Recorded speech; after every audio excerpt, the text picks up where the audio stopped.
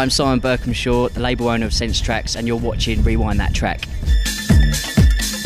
Conor McLoone here for Rewind That Track, here with Mr. Simon Birkumshaw, label owner at Traxx. A&R experience as well, DJ. Any other accolades you want to add on to that one? DJ, producer, nice. Many-hatted man. Many-hatted man. We're here outside Annie's at the moment, where it's just started kicking off at the all-day, all-night party for, what have we been running 7 years now? 7 years for the event. This is, I think, like our fourth day and night party. Yeah. So predominantly, obviously, known for doing our night parties, but venturing back into an old abode for us. Yeah. And this is pretty good so far.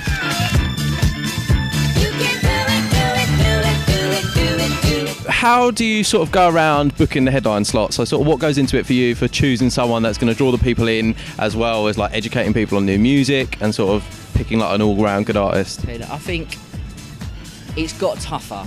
It's definitely got tougher. Like over the last few years, we've been, say 2 years ago, that was when we really started to like book some big names, and we brought some quite. Now, if you like see how far those artists have gone in the scene, they are big acts within the scene. But that was our sound is always evolving, always changing. We've always been at the forefront of just good quality house or good quality underground house, like heavily influenced like deep house. When the brand started in 2012, deep house was that was like a big sort of scene that was like movement. Tech house was kind of an underground thing. We were kind of touching on it a little bit, but I feel like it's gone full circle now. So booking an artist has always been about really, we've got to like them fundamentally. Like it's got to be someone we're actually thinking, God, this guy's making really great music, and we believe that they could be the next big thing. A&R, it started at Defected. Yes. Did it? How much do you think that taught you, or how much do you think that has helped you with obviously running Sense and with running all these nights? So much.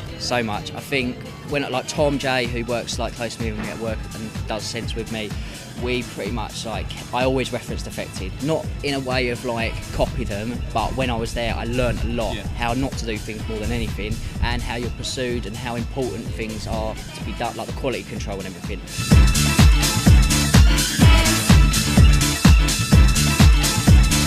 A couple of years in the game obviously now, you must have seen some sights across your time. What do you think is the weirdest thing you've ever seen in a rave? Good question. I don't really know what the weirdest thing I've ever seen. No standout one, or like, oh Jesus, I remember that time that... There probably has been, but I've just probably been so fucked. Yeah.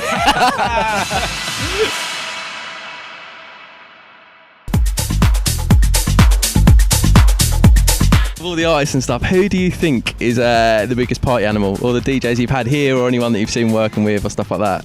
Who's the... Like guests, or within our own group? Or? Both. Go on, let's go for both one. Who's the biggest party animal at Sense, and who's the biggest one that you've actually worked with? It depends on the night, how it's gone. I think it's going to be... Tom can end up in some states. Finch loves to just... I mean, to be honest, everyone involved can end up going for days, to be honest. Yeah. But the best, I think, two of the best after parties would be when we had Christoph and DiMarzio come and play. Ended up, I don't know where they came from. Somehow we found some wigs in a club that the club had stopped from some other stuff, and we ended up just wearing them all night, and it was just us. We ended up at an after party till like 10 in the morning, and Christoph and that just mixing in someone's it's just... I've got a picture somewhere, but Christoph just wearing a bright orange lovely wig. Little wig on. Yeah, it's so funny. But that one, and what other ones that we had? Kevin overcame to play last time. That's funny. He was pretending to mix off an ironing board in the hotel room. Yeah, that was pretty good. Yeah. There's been some funny moments, but they're the ones that stand out, I think. Yeah. The crowd has changed over the last 7 years you've been doing it. What do you think the biggest change has been with like the people that are turning up, or how they're interacting with the brand and stuff like that? This is something I think. So when we started out, Sense was mainly we're a party more than anything. We weren't record labels, so people knew us for the party and everything like that.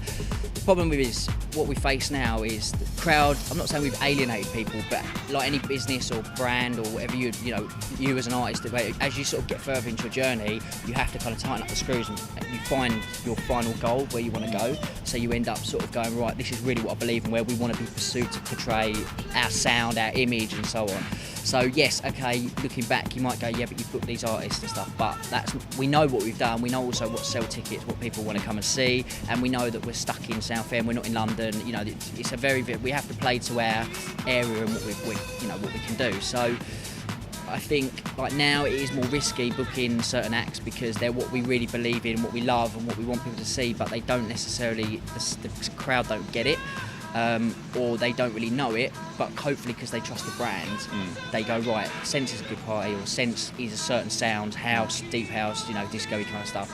I know what I'm going to get, so I know they've booked someone, so therefore I know it's probably going to be 9 times out of 10 really good because I trust the brand. I used to go out to... Your final not weird question, but topical, as we're so close to the coast, if you were a stick of rock, what would you say down the middle? If I was a stick of rock, I'd what? If you were a stick of rock, yeah. What would you say down the middle? What would the words be? Rock has down the words. I could go really cheesy and like inspirational quote here. Don't do that one. Do a funny one. Be like, keep sucking till you get to the end. That's probably the best one we've had for it. Keep sucking until you get to the end. Fair enough. We'll run with that one. Yeah. Cheers, Simon. Thank you. Thanks so much. Nice one, mate.